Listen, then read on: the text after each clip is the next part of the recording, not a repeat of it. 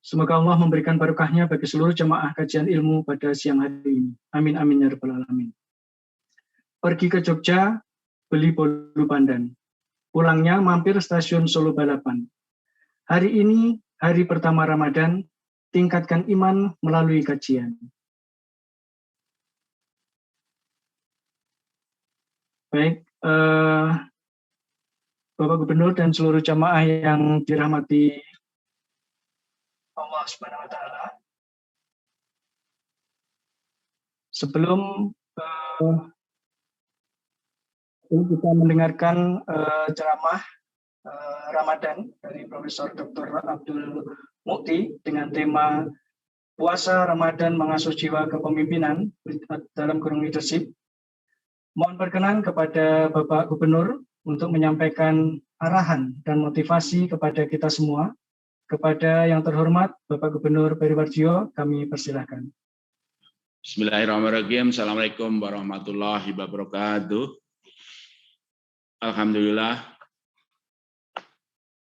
Alhamdulillahirabbil alamin wassalatu wassalamu ala asrofil anbiya'i wal mursalin wa ala alihi washabihi ajmain. Yang sama-sama kita hormati Al-Mukarram guru kita Bapak Kiai Haji Abdul Mukti. Terima kasih atas kehadirannya, rekan-rekan anggota Dewan Gubernur, pimpinan Satuan Kerja, dan seluruh keluarga besar Bank Indonesia dari seluruh dunia. Alhamdulillah, ini hari pertama kita menjalani puasa, dan insya Allah puasa ini kita niatkan hanya dan untuk Allah. Memang puasa kita lakukan karena lillahi ta'ala. Tapi kita ramaikan bulan suci Ramadan ini dengan serangkaian berbagai kegiatan-kegiatan dalam Gemarindu Ramadan, dan juga tiada hari, tiada siang malam kita terus mengadakan tausiah. Tema-temanya juga tetap kita lakukan, bagaimana kita memuliakan Ramadan dengan berangkaian ibadah-ibadah, tapi lebih kita yang lebih tinggi, perilaku spiritual kita yang insya Allah sidik, amanah, fa'atonah, dan tablik, dan kemudian juga kepemimpinan spiritual dan profesional kita. Semuanya kita dedikasikan untuk Bank Indonesia, dan insya Allah itu menjadi rahmatan lil alamin. Monggo dipandu secara lebih konsis Ananda Lutfi, supaya waktunya itu bisa lebih efisien dan ada waktu untuk tanya jawab. Mungkin pengantar-pengantarnya bisa lebih singkat, tausiahnya juga bisa bisa punya waktu bisa untuk tausiah, dan kemudian kalau bisa juga tanya jawab. Silakan, terima kasih. Wassalamualaikum warahmatullahi wabarakatuh. Waalaikumsalam warahmatullahi wabarakatuh. Matur nuwun Bapak atas arahan dan motivasinya. Semoga semakin memacu semangat jemaah BI untuk selalu men-scale up girohnya dalam mengikuti kajian di BI Religi. Baik Bapak dan seluruh jemaah yang dirahmati Allah Subhanahu wa Ta'ala, tiba saatnya kita menyimak kajian leadership dari Profesor Dr. Abdul Mukti dengan tema Puasa Ramadan Mengasah Jiwa Kepemimpinan. Mohon izin Ustadz, waktu penyampaian sekitar 25 sampai dengan 30 menit dan akan dilanjutkan dengan sesi pendalaman melalui tanya jawab. Untuk itu kami persilahkan Pak Ustadz. Assalamualaikum warahmatullahi wabarakatuh. Alhamdulillahi wa kafa, wassalatu wassalamu ala Muhammadin Nabiyil Mustafa wa ala alihi wa sahbihi wa manittaba'al huda, amma ba'd. Yang terhormat Bapak Gubernur Bank Indonesia, Bapak Haji Peri Warjio, yang saya hormati jajaran Deputi dan Dewan Gubernur serta kepala Satker dan seluruh jamaah pengajian yang dirahmati Allah. Alhamdulillah, pada siang hari ini kita sekalian dapat bersama-sama bersilaturahim dalam majelis pengajian yang mubarak ini dalam keadaan iman dan Islam. Kita bersyukur Allah mengabulkan doa kita, karena sebelum Ramadan kita senantiasa berdoa untuk diberikan berkah Allah pada bulan Rajab dan Sya'ban, dan diberikan kesempatan untuk memasuki bulan Ramadan. Doa kita, Allahumma barik lana fi Rajab wa Sya'ban wa balighna fi Ramadan. Hari ini terkabul, dan alhamdulillah kita diberikan kesehatan oleh Allah untuk menunaikan puasa Ramadan pada tahun 1440 Hijriah ini. Semoga Allah memberikan kepada kita kesehatan, memberikan kepada kita kesempatan untuk menunaikan semua ibadah dalam bulan Ramadan, dan ibadah kita dapat diterima oleh Allah Subhanahu wa taala. Bapak Ibu yang kami hormati, tentu ini suatu yang sangat membahagiakan kita semua karena Allah memberikan kesempatan kita untuk memperbaiki diri dan kesempatan kita untuk mensucikan diri kita. Puasa Ramadan dan ibadah yang ada di dalamnya adalah ikhtiar kita untuk bisa kembali kepada fitrah kita. Sebagaimana yang diriwayatkan dalam sebuah hadis yang diriwayatkan oleh Imam Ahmad, Imam Nasai, dan Imam Ibnu Majah dari sahabat Abdurrahman bin Auf. Rasulullah Muhammad Shallallahu Alaihi Wasallam bersabda, Innallaha azza wa jalla faradha siyama Ramadan wa sanantu qiyamahu. Faman shamahu wa qamahu imanan wa ihtisaban kharaja minad dzunub kayaumin waladatu ummuhu. Sungguhnya Allah azza wa jalla mewajibkan kepada kita untuk melaksanakan puasa Ramadan dan menganjurkan kepada kita untuk mengisi pada malam-malam bulan Ramadan itu dengan beribadah dan menunaikan sholat kepadanya. Barang siapa yang menunaikan puasa dan menegakkan malam-malam bulan Ramadan dengan penuh keimanan dan dengan penuh optimisme untuk mendapatkan balasan yang terbaik dari Allah, maka Allah mengeluarkan mereka dari segala dosa, membersihkan mereka dari segala dosa, sebagaimana ketika mereka baru terlahir dari rahim ibunya. Inilah Bapak Ibu sekalian, kemuliaan dari ibadah Ramadan, dan mudah-mudahan kita termasuk hamba Allah yang kembali kepada fitrah kita sebagai manusia yang bersih dari segala dosa.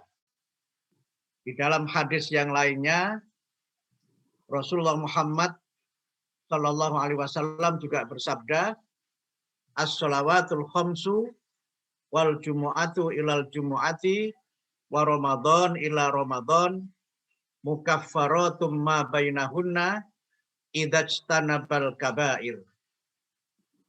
Sholat 5 waktu dengan sholat 5 waktu yang berikutnya, Jumat dengan Jumat yang berikutnya, dan Ramadan dengan Ramadan berikutnya adalah bagian dari kafarat atau tebusan yang di antara keduanya dosa-dosa kita dihapuskan oleh Allah apabila kita menjauhkan diri dari perbuatan-perbuatan dosa yang besar. Karena itu maka alhamdulillah setahun yang lalu kita menunaikan puasa Ramadan dan kita diberi kesempatan untuk berpuasa kembali pada menyampaikan pantun. Saya menyiapkan juga pantun karena biasanya kalau saya di BI nggak menyiapkan, sekarang saya siapkan karena saya mulai agak hafal, setiap acara ada pantunnya. Pantunnya hampir sama dengan pantunnya Pak Lutfi ini, temanya jalan-jalan juga. Tapi kalau tadi beliau ke Jogja, saya ke Surabaya. Dari pantun saya, bertamasya ke Surabaya, mohon maaf, jalan-jalan ke Surabaya, jangan lupa singgah di Kudus. Saya sebut Kudus karena kampung saya ini. Jalan-jalan ke Surabaya, jangan lupa singgah di Kudus. Bulan Ramadan penuh pahala, tunaikan puasa, sedekah, dan tadarus. Nah, mudah-mudahan kita diberi kesempatan oleh Allah untuk bisa menunaikan puasa kita, banyak bersedekah dan bertadarus Al-Quran. Nah yang kedua, Puasa-puasa juga boleh olahraga ya Pak. Temanya yang kedua, pantunnya olahraga ini. Olahraga di pagi hari, jasmani prima, sehatkan jiwa. Beribadah di bulan suci, ampuni dosa, bersihkan jiwa. Nah, mudah-mudahan Allah mengabulkan semua doa dan mengabulkan ibadah-ibadah kita. Bapak Ibu sekalian yang saya hormati, karena waktunya singkat, maka saya ingin menyampaikan beberapa hal yang terkait dengan hikmah puasa. Puasa sebagai ibadah di dalam Islam memiliki 3 dimensi yang ketiga-tiganya saling berkaitan. Yang pertama adalah dimensi yang berkait dengan niat. Kita berpuasa ini niat karena Allah. Dalam hadis yang tadi sudah saya bacakan, kita berpuasa dengan imanan wahtisaban. Dengan kita ini penuh keimanan dan dengan penuh optimisme untuk mengharapkan balasan yang terbaik dari Allah. Dan kita menyambut puasa ini dengan iman kita, karena kita dipanggil untuk berpuasa dengan panggilan ya ayyuhalladzina amanu, wahai orang-orang yang beriman. Maknanya ada 2. Makna yang pertama, puasa itu khusus bagi orang-orang yang beriman. Makna yang kedua, yang menyambut kedatangan puasa itu adalah iman kita. Sehingga bagaimana iman kita itu, itulah yang menentukan bagaimana kita menyambut bulan puasa. Tapi alhamdulillah kita semuanya menyambut dengan gembira, yang sering dalam beberapa kesempatan kita lakukan dalam bentuk tarhib Ramadan. Sehingga kita sering menyambutnya dengan ungkapan marhaban ya Ramadan. Dalam bahasa Arab, marhaban itu adalah undangan yang penuh dengan keistimewaan, penuh dengan rasa cinta, sehingga semua yang ada diberikan untuk orang yang sangat dimuliakan. Kita diberikan kehormatan oleh Allah untuk memasuki bulan Ramadan dan kita beribadah di dalamnya sebagai hamba Allah yang istimewa. Inilah dimensi yang pertama dari ibadah, yaitu kita niat ikhlas dengan penuh keimanan karena Allah. Yang kedua adalah kaifiyah atau tata cara di dalam kita berpuasa. Ini berkait dengan aspek syariat. Kalau ini lebih mudah, karena menurut para ahli fikih, puasa itu adalah ibadah yang kita niatkan karena Allah, yang di dalam kita beribadah itu kita tidak makan, tidak minum, dan tidak melakukan hubungan suami istri dari mulai fajar sampai terbenamnya matahari. Kalau itu kita penuhi, maka secara fikih puasa kita syah. Tetapi itu baru menyangkut dimensi yang kedua dari puasa, yaitu dimensi syariatnya. Nah, yang sangat penting, terutama yang berkaitan dengan tema kita pada pengajian kali ini adalah hikmah dari ibadah itu. Setiap ibadah itu tidak berhenti pada pelaksanaannya, tetapi harus melahirkan kepribadian yang utama. Ibadah itu di balik semua yang kita lakukan memiliki nilai-nilai, yang nilai-nilai itu hanya bisa kita peroleh kalau kita bergerak melampaui batas-batas syariah menuju ke arah hikmah. Nah, di antara hikmah dari kita melaksanakan puasa adalah agar kita menjadi orang yang bertakwa. Ratusan kali Al-Quran berbicara mengenai takwa, tapi pada kesempatan ini terkait dengan tema kita ini, kita ingin membahas 3 hal saja yang berkaitan dengan kepribadian utama dan puasa hubungannya dengan nilai kepemimpinan. Yang pertama, puasa itu memberikan kita sebuah optimisme. Memberikan kita satu visi mengenai masa depan yang cerah, masa depan yang bahagia. Karena itu maka di dalam hadis disebutkan orang yang berpuasa itu ada 2 kegembiraan. Kegembiraan ketika dia berbuka dan kegembiraan kelak di akhirat ketika dia bertemu dengan Allah Subhanahu wa ta'ala. Karena itu sekarang kita menahan lapar, kita menahan dahaga, kita tidak minum, kita tidak makan, karena kita punya visi, kita punya keyakinan bahwa nanti akan tiba waktu berbuka. Nanti akan tiba time of celebration, waktu di mana kita merayakan kegembiraan, yaitu ketika kita sedang berbuka.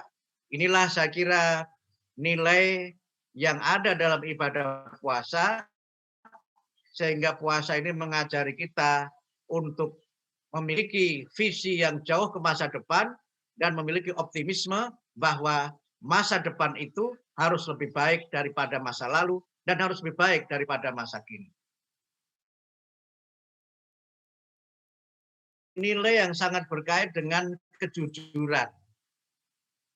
Hanya kita dan Allah yang tahu apakah kita berpuasa atau tidak. Waktu saya masih di kampung dulu ada istilah namanya poso sapi. Poso sapi itu bar mangan diusapi gitu kan. Jadi orang nggak tahu kalau kita makan, karena begitu selesai makan langsung kita usap. Gitu. Nah, karena itulah maka di dalam hadis qudsi disebutkan as-saumu li wa ana ajzi bihi. Puasa itu adalah urusanku dan Allah yang akan memberikan penilaian bagaimana puasa hambanya itu. Puasa itu ibadah yang memang penuh dengan rahasia. Orang lain tidak tahu kita puasa atau tidak. Orang lain tidak mengerti bagaimana kualitas puasa kita, tapi Allah Maha tahu dengan apapun yang kita lakukan. Karena itu maka puasa itu mendidik kita menjadi orang yang jujur.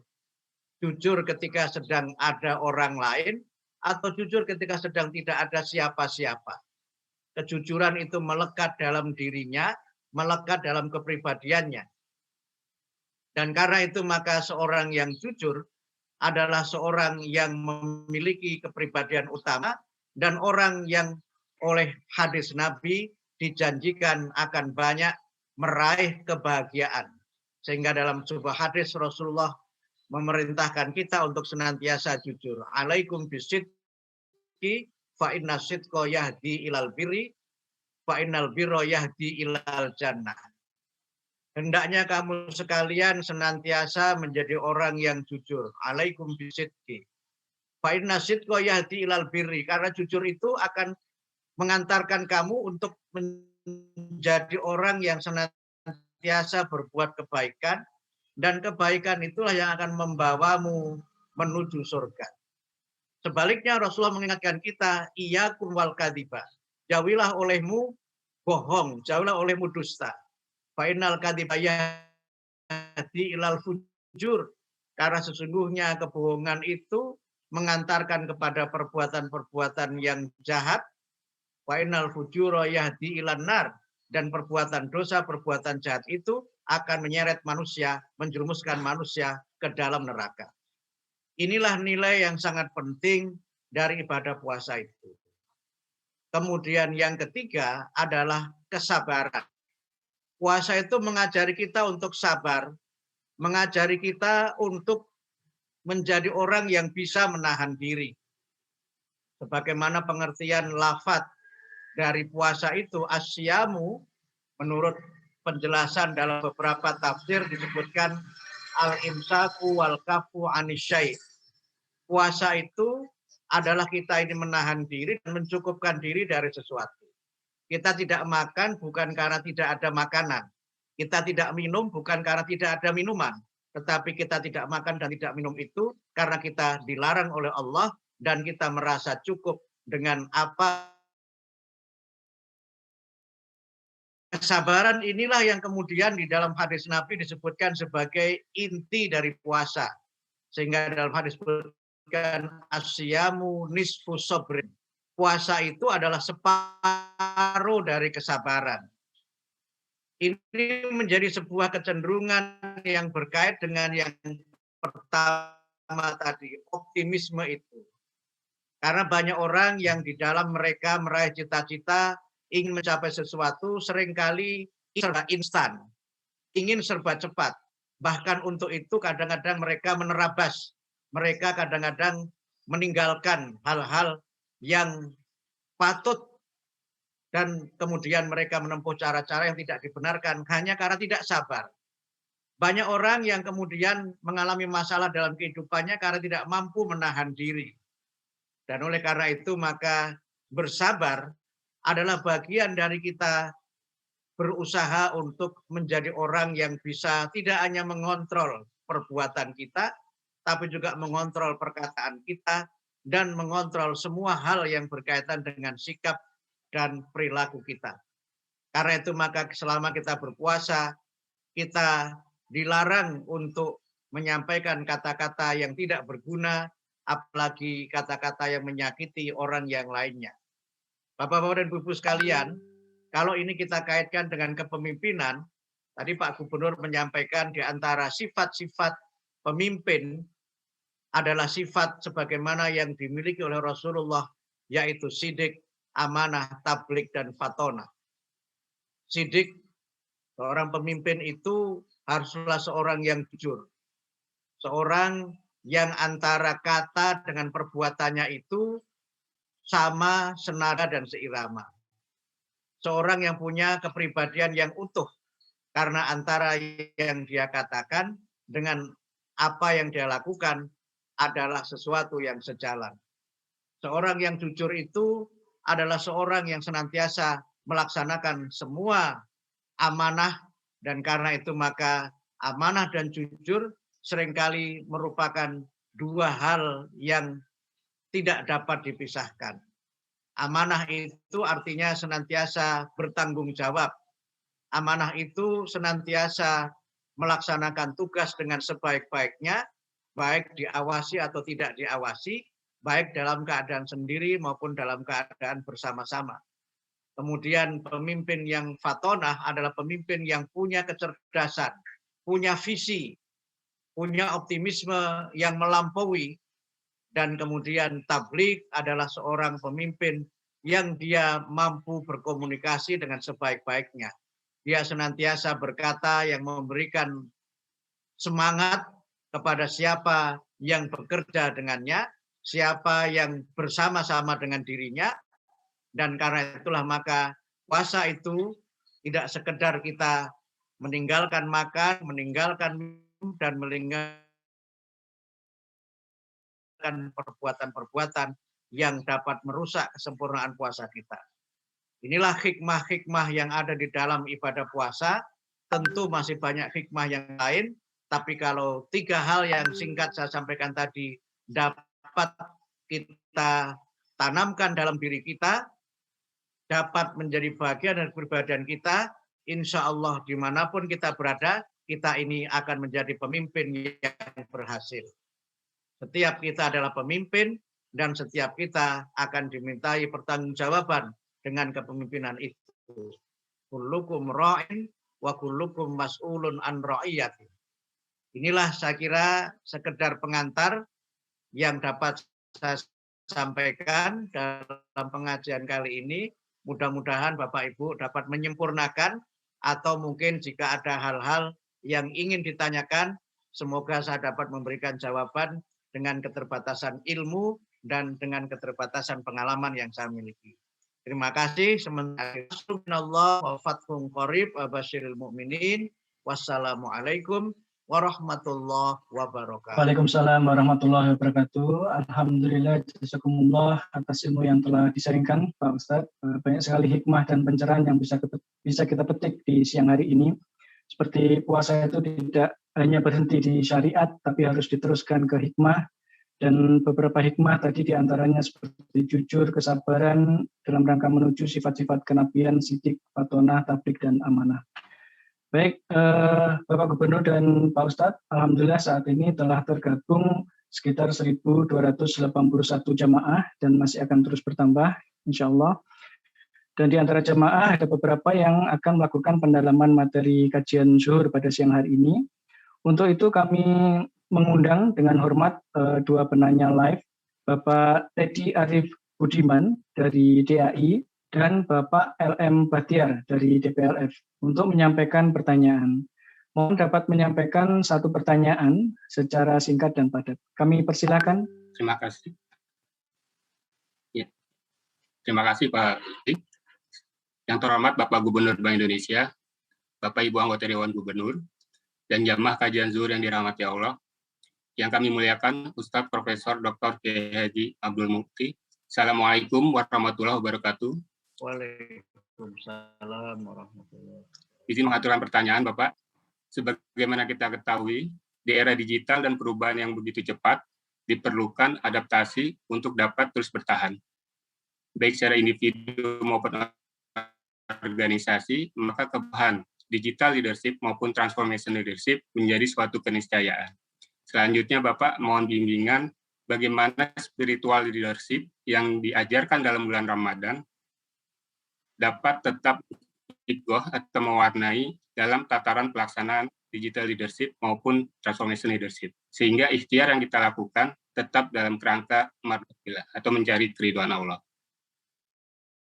Assalamualaikum warahmatullahi wabarakatuh. Waalaikumsalam warahmatullahi wabarakatuh. Mohon izin Pak Ustadz, mau dilanjutkan sekalian atau gabung aja? Kami persilakan Bapak LM Batiar dari DPRF untuk menyampaikan pertanyaannya. Mohon menyampaikan satu pertanyaan secara singkat dan padat. Terima kasih.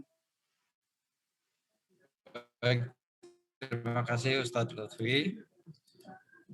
Yang terhormat Gubernur Bank Indonesia, ayahanda kita Bapak Peri Warjio, yang kami hormati Deputi Gubernur Senior Ibu Destri Damayanti, Dewan Gubernur Bapak Sugeng, Ibu Rosmaya Hadi, Bapak Dodi Budiwaluyo, dan Bapak Doni P. Juwono, yang saya hormati Bapak Ibu Asisten Gubernur, Pimpinan Satker, dan seluruh jamaah kajian serial leadership religi rahimakumullah, dan yang sama kita muliakan Al-Mukarram Ustadz Profesor Dr. Kiai Haji Abdul Mukti.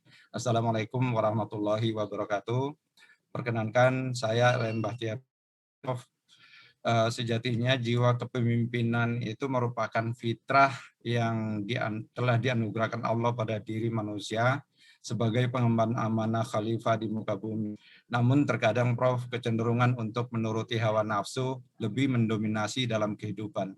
Alhamdulillah kita patut bersyukuri dengan datangnya bulan Ramadan sebagai Sahrul At-Tarbiyah, di mana setiap orang yang berpuasa pada Ramadan esensinya merupakan transformasi nilai dan sarana dalam memperbaiki kualitas diri manusia agar menjadi lebih baik. Mengingatkan kita untuk kembali kepada fitrah manusia tersebut. Pertanyaan saya, Prof, bagaimana kiat agar kita dapat memelihara jiwa kepemimpinan dari perspektif dimensi syariat sebagaimana yang Prof sampaikan, dengan terus menumbuhkan misalnya kepedulian sosial, jujur, amanah, mematangkan daya pikir intelektual dan tingkah laku proporsional yang selama ini terkondisikan dan terbentuk di dalam bulan Ramadan, agar senantiasa dapat melekat dan menjadi akhlak di dalam bulan-bulan pasca Ramadan. Mengingat Prof, iman dan seseorang kadang naik dan kadang turun, Prof. Demikian pertanyaan saya, Prof. Mohon pencerahannya. Terima kasih. Wassalamualaikum warahmatullahi wabarakatuh. Kami persilahkan Pak Ustadz untuk memberikan pencerahan. Baik, terima kasih. Ini dua pertanyaan ini sepertinya Ustadz semua ini yang bertanya nih, Pak Teddy sama Pak Bahtiar ini. Tapi izinkan saya untuk sharing sedikit dengan keterbatasan ilmu yang saya miliki. Yang pertama, sekarang memang kita hidup pada era digital. Tapi satu hal yang saya kira perlu kita sadari bersama bahwa era ini sebenarnya adalah era yang memang dibentuk oleh teknologi. Digitalisasi itu sebenarnya hanyalah merupakan satu alat. Sehingga bagaimana teknologi itu menjadi bermanfaat sangat tergantung dari siapa yang menggunakannya. Tetapi memang kita sebagai kalangan profesional harus terus bergerak ke depan. Dan inilah yang tadi saya maksud dengan kita ini harus memiliki masa depan yang lebih baik daripada masa lalu dan masa kini. Nah, digital leadership itu sebenarnya sesuatu yang meniscayakan kita untuk bergerak serba cepat. Dan memang kadang-kadang era digital itu juga merubah perilaku kita menjadi orang yang tidak sabaran, Pak Teddy.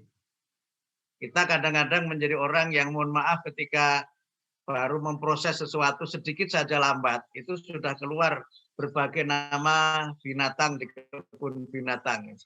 Karena kita serba cepat inginnya.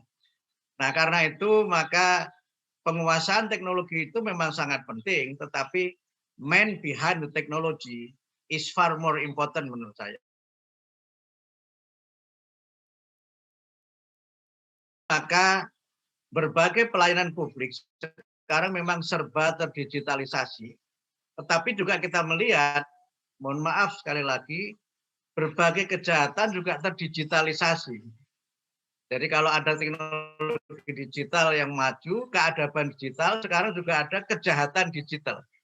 Nah, disinilah saya kira pentingnya kontrol dari person yang berada di balik teknologi itu. The user is the actor. Pengguna itulah sebenarnya orang yang sangat menentukan. Sehingga dalam kaitan ini, menurut saya, memang dalam hal tertentu kita ini harus mengikuti laju perkembangan teknologi, tetapi laju perkembangan teknologi itu tidak boleh berubah karakter kita, terutama karakter yang utama dalam diri kita. Ini yang pertama, sehingga pemimpin itu kalau gaptek itu juga nanti akan kurang berwibawa. Malah kadang-kadang mohon maaf, kalau ilmunya itu di bawah stafnya itu kadang-kadang juga bisa dikerjain oleh stafnya itu. Nah, puasa itu sebenarnya mengajari kita untuk menjadi orang yang tetap konsisten dengan diri kita ini dalam situasi yang bagaimanapun. Dan pemimpin adalah seorang yang senantiasa hadir dalam situasi yang bagaimanapun. Sehingga pemimpin itu tidak boleh menjadi orang yang goib. Dan disitulah sebenarnya teknologi digital itu kan seringkali menuntut kita untuk senantiasa hadir. Kalau tidak hadir sebentar saja, sudah digeser oleh orang lain. Atau mungkin situasinya sudah berubah. Karena perubahan itu dalam era digital, era disrupsi ini tidak lagi dilihat berdasarkan hitungan tahun atau bulan atau minggu atau hari, tapi sudah juga hitungan, mungkin juga hitungan detik, tidak lagi hitungan jam. Kita hidup. Kita ini kan kadang-kadang, mohon maaf, seringkali kehilangan sebagian sahabat kita. Dan kemudian kita masih ingat loh, tadi barusan WA dengan saya kok diumumkannya sudah meninggal dunia. Itu kan sesuatu yang dalam agama disebut dengan as-sa'ah, Pak Teddy. Sehingga ketika Quran bicara mengenai kiamat, itu bahasa yang digunakan selain kiamah, itu adalah as-sa'ah. Sesuatu yang terjadi dalam waktu sangat sekejap. Sangat sekejap. Hari Ahad misalnya saya sudah berani keluar nih Pak, sudah berani keluar ya. Lagi di launch Garuda gitu, ada getaran-getaran, saya kira getaran pesawat, ternyata ada gempa di Malang. Saya kira peristiwanya biasa-biasa saja. Tapi hari ini saya baca berita, getaran yang hanya beberapa detik itu, ternyata meluluh lantakkan bangunan yang kokoh, yang perkasa, bahkan saya baca diperkirakan sekurang-kurangnya 10 orang meninggal dunia. Itulah hidup kita Pak Teddy, itulah kenyataan yang kita lihat dalam realitas ini seharusnya mengingatkan kita bahwa banyak hal yang kita bangun begitu luar, hitungan digit, hitungan detik.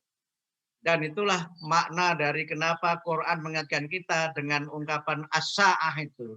Karena banyak hal besar itu terjadi dalam hitungan yang sangat sekejap, hitungan yang tidak lagi berdasarkan tahun, tapi hitungannya adalah detik. Malah mungkin lebih sederhana dari itu. Ini kira-kira kalau dikaitkan dengan era digital dan digital leadership, hubungannya dengan puasa. Kemudian ketika kita bicara mengenai transformational leadership, to transform, itu kan membuat sesuatu menjadi lebih besar dari dia yang seharusnya. Bahkan dia bisa berubah. Makanya saya sering bercanda Pak, di masa COVID ini ada istilah ayam transformer. Ini kritik saya untuk ibu-ibu ini, mohon maaf. Jadi awalnya ayam itu sebenarnya adalah ayam rendang sebenarnya. Tapi karena nggak habis, kemudian dijadikan ayam bakar. Nggak habis lagi, jadinya dia ayam goreng. Masih ayam sama, tapi dia kemudian berubah-ubah. Nah, kepemimpinan transformatif adalah kepemimpinan di mana kita bisa menggerakkan potensi yang ada menjadi sebuah kekuatan yang luar biasa, memunculkan potensi-potensi yang potensial, yang inert itu, yang sebenarnya mungkin diam, menjadi sesuatu yang aktual. Dan karena itu maka seorang pemimpin itu tidak harus seorang yang dia senantiasa hadir secara fisik, tetapi dia hadir in spirit. Dia hadir dalam semangatnya. Dan inilah sesungguhnya makna dari ibadah itu. Ketika kita beribadah, itu kan yang hadirkan semangat kita. Dan semangat itu seringkali tidak bisa kita lihat dalam bentuk yang observable. Dan itulah kenapa kemudian ketika kita beribadah, kita dituntun oleh Allah untuk sampai pada tingkat ihsan. Yang ihsan itu digambarkan sebagai satu keadaan di mana kita punya visi, punya keyakinan bahwa Allah itu berada di depan kita. Dan kalau kita tidak melihat Allah, kita yakin Allah melihat kita. Nah, inilah saya kira sebuah energi yang membuat kita ini senantiasa bergerak ke depan, berbuat yang terbaik, dan karena itu maka dalam transformational leadership itu, seorang pemimpin menjadi bagian dari apa yang ada di dalam kepemimpinannya itu. Dan inilah yang saya kira ditunjukkan juga dalam uswah dan qudwah dari Nabi. Tidak semua peperangan pada zaman Rasulullah itu dipimpin langsung oleh beliau. Ada banyak peperangan yang Rasulullah tidak tampil sebagai panglima perang, bahkan tidak ikut dalam perang itu. Tetapi walaupun beliau tidak ikut dalam perang itu, tidak juga menjadi panglima dalam peperangan, ternyata para sahabat itu tetap berjihad fisabilillah dengan semangat yang luar biasa, karena Rasul yang tidak ada bersama mereka itu hadir in spirit, hadir dalam semangat. Dan kira-kira transformational leadership itu kalau saya kaitkan dengan istilah dalam studi DN namanya turos, Pak. Itu turos itu artinya adalah tanah hasanah yang kita miliki dalam tradisi keislaman, itu antara lain seperti itu. Sementara banyak di antara kita ini kan yang masih rajin kalau fisik pimpinan itu ada. Makanya di madrasah tempat saya sekolah dulu, Pak, supaya Pak Kepala Madrasah itu dianggap ada, padahal beliau dinas luar tuh, Pak. Kopiahnya ditaruh di meja. Nanti anak buah mengatakan, oh masih ada Pak Kepala, itu kopiahnya ada. Itu padahal sebenarnya beliau sedang entah pergi kemana gitu. Nah, inilah saya kira jawaban saya sederhana dari pertanyaan hebat yang disampaikan Pak Teddy tadi. Pertanyaan yang sangat berat, tapi saya yakin jawaban saya tidak seperti yang beliau harapkan, dan mudah-mudahan walaupun sederhana dapat bermanfaat. Yang kedua, setuju sekali dengan Pak Bahtiar bahwa manusia itu adalah khalifah Allah. Bahkan diprotes, sempat malaikat protes kan, ketika Allah berfirman ini ja'ilung fil ardi khalifah, itu malaikat kan sempat mempertanyakan, kok manusia sih yang menjadi khalifah, padahal saya ini kan makhlukmu Allah yang senantiasa patuh melanggar aturan. Tapi kan dijelaskan, kenapa dipilih Adam, karena Adam itu memiliki ilmu. Mohon maaf kalau malaikat itu kan mekanistis. Diajari A, disampaikan A, dan tidak ada lebih dari itu. Karena itu maka disebutkan malaikat itu senantiasa bertasbih, karena tidak ada inovasi. Malaikat itu tidak kreatif. Nah, Adam itu makhluk yang kreatif. Dengan ilmu itulah kemudian Adam bisa menjadi khalifah. Karena itu seorang pemimpin memang syarat utamanya harus orang yang knowledgeable. Dalam semua teori kepemimpinan, syarat pertama seorang pemimpin itu kan memiliki general knowledge ability. Memiliki kemampuan ilmu, walaupun nanti dia punya spesifikasi pada bidang keahlian tertentu. Dia orang yang serba tahu, bukan orang yang serba tidak tahu. Diajak bicara apapun, dia itu nyambung. Nah, itulah kenapa kemudian Quran menjelaskan alasan diangkatnya Adam adalah karena Adam itu sebagai makhluk yang berilmu. Dan dia makhluk yang senantiasa belajar dan belajar untuk meningkatkan kualitas dan kemampuan keilmuannya itu, dan tentu akan berkaitan dengan kemampuan kepemimpinannya. Dan ini yang menurut saya menjadi kunci dari teori continuing professional development, itu menurut saya bisa berangkat dari sini. Nah, kemudian yang kedua, manusia itu diberikan oleh Allah potensi yang kalau saya Nabi itu ada 3 potensi utama, yaitu potensi diniyah, fitratud diniyah, potensi agama.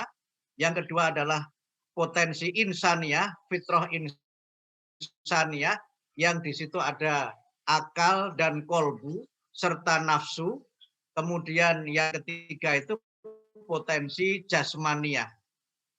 Nah, tiga potensi ini saling berkaitan satu dengan yang lain. Nafsu itu tidak semuanya dan tidak selalu jahat. Sebagai menu makanan.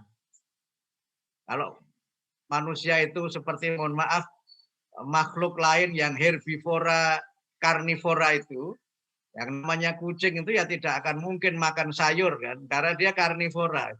Yang namanya kerbau nggak akan mungkin dia makan daging karena dia herbivora. Tapi manusia ini kan punya keinginan untuk lebih dari itu. Tetapi nafsu itu akan bisa melahirkan peradaban yang utama kalau nafsu itu dibimbing oleh hidayah Allah. Kemudian yang kedua, nafsu itu pengembangannya dilakukan dengan akal dan kemudian disertai dengan hati.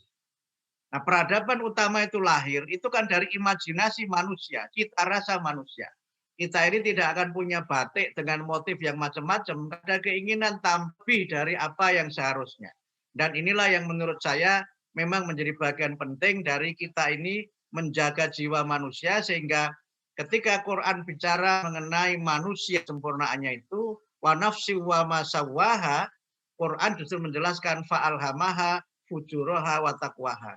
Tapi penjelasannya adalah qad aflaha man zakkaha wa qad khaba man dassaha. Sungguh beruntung orang yang mensucikannya dan sungguh merugi orang yang mengotorinya. Nah, puasa ini adalah bagian dari kita membersihkan jiwa kita sehingga kita dalam keadaan fitrah seperti ketika pertama kali lahir ke dunia.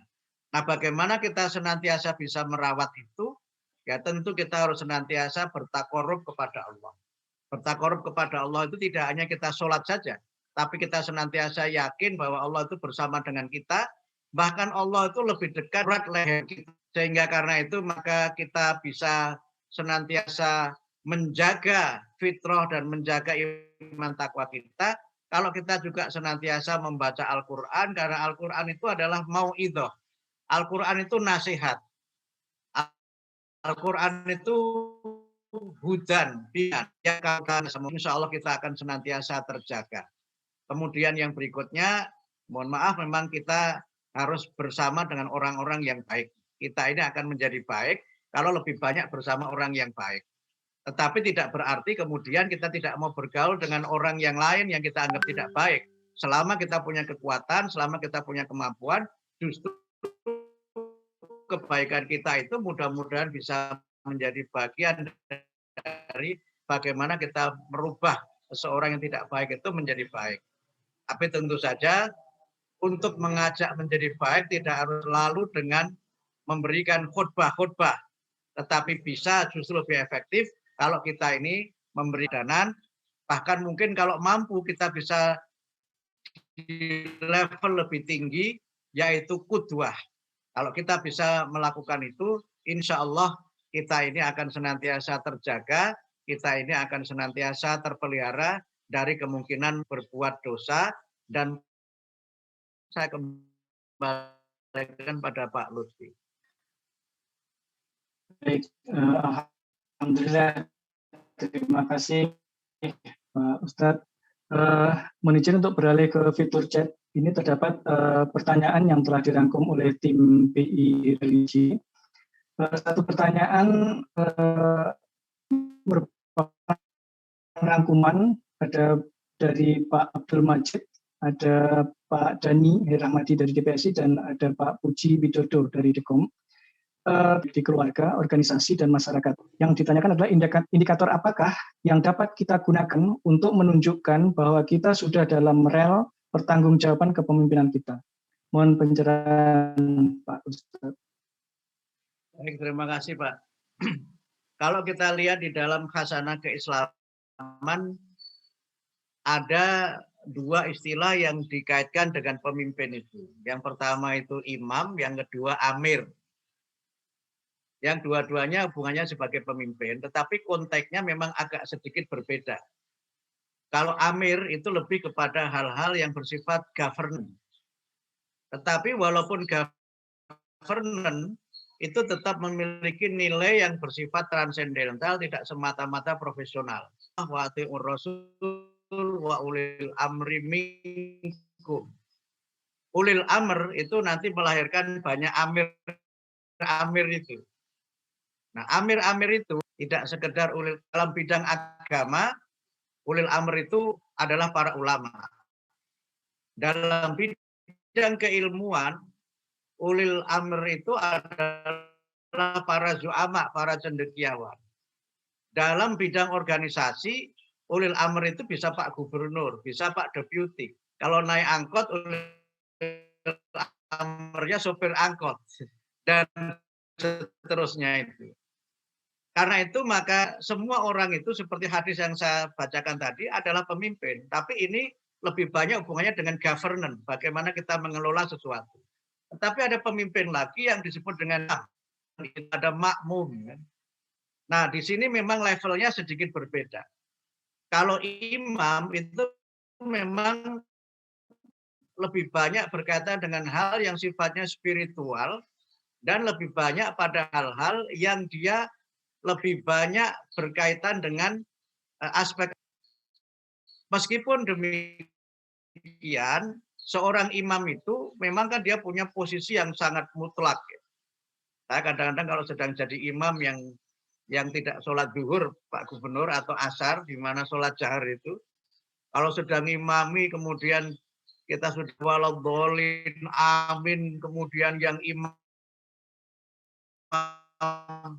yang makmum mengucap rasanya agak merinding juga gitu. Ternyata di belakang saya banyak sekali orang gitu kan. Sehingga kadang-kadang kalau kita salah saja itu akan berpengaruh kepada sekian banyak orang itu. Ini sebuah banyak orang yang ketika menjadi pemimpin itu agak ugal-ugalan. Kalau Pak Haidar mungkin sempat mengisi di sini juga sering menceritakan seorang pemimpin Boeing yang penumpangnya itu ratusan dengan berbagai macam cita-cita dan agenda.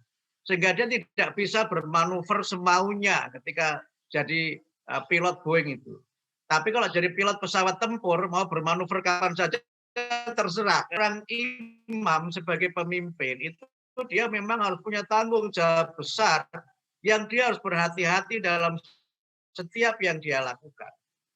Meskipun demikian, baik amir maupun imam itu juga subjek untuk bisa menjadi orang yang kalau salah juga bisa diingatkan. Kalau salah bisa diingatkan. Lalu bagaimana kemudian kita mengukur kepemimpinan kita? Kepemimpinan kita itu bisa diukur kalau kita ini telah berusaha mengamalkan apa yang kita katakan. Jadi kita menghindari menjadi Pak Jarkoni. Nah, ini istilah lain, Pak. Pak Jarkoni itu iso ngujar ora iso nglakoni, Pak Jarkoni. Mudah-mudahan di sini nggak ada yang namanya Jarkoni. Nah, kalau pemimpin seperti itu, nanti dia tidak wibawa. Kemudian yang berikutnya apa? Menjadi pemimpin itu diusahakan untuk qaulan tsaqila. Setiap tutur katanya itu bermakna. Sehingga kalau dia itu berkata-kata, semuanya adalah tutur kata yang bernas. Nah, karena itu memang seorang itu bisa menjadi pemimpin, ya kalau dia memang kehadirannya itu bisa menimbulkan motivasi dan menumbuhkan kepatuhan. Nah, karena itulah maka walaupun ini juga kadang-kadang ada yang tidak lagi mengikuti teori ini, tapi saya tetap percaya bahwa dalam kepemimpinan itu harus ada namanya karisma. Dalam kepemimpinan yang profesional sekalipun, karisma itu tetap diperlukan. Mohon maaf, saya ini agak suka nonton sepak bola, tapi tidak bisa main sepak bola. Kadang-kadang pemain sepak bola yang punya karisma itu datang saja di lapangan, itu sudah menimbulkan semangat yang luar biasa. Itulah kira-kira makna dari seorang pemimpin. Sehingga karena seorang itu punya integritas moral dan menyatunya perkataan dengan perbuatan. Tapi memang seorang pemimpin itu juga bukan seorang yang maksum, ya, bukan seorang yang infallible gitu, bukan seorang yang tidak ada salahnya. Dia juga orang yang mau menerima kritik, mau untuk. Dan ini pula yang dicontohkan oleh Rasul kan, ketika beliau sedang mencari strategi dalam perang itu, beliau kan seperti sudah kehilangan ide untuk bagaimana membendung serangan orang-orang kafir Quraisy itu karena berkali-kali berturut-turut harus bertempur. Antara para sahabat itu ada yang usul namanya Salman Al-Farisi. Diberi nama Al-Farisi karena dia dari Persia. Jadi sahabat Salman ini bukan orang Arab. Dalam kultur masyarakat Arab, orang non-Arab itu dianggap sebagai ajam yang peringkatnya dianggap lebih rendah.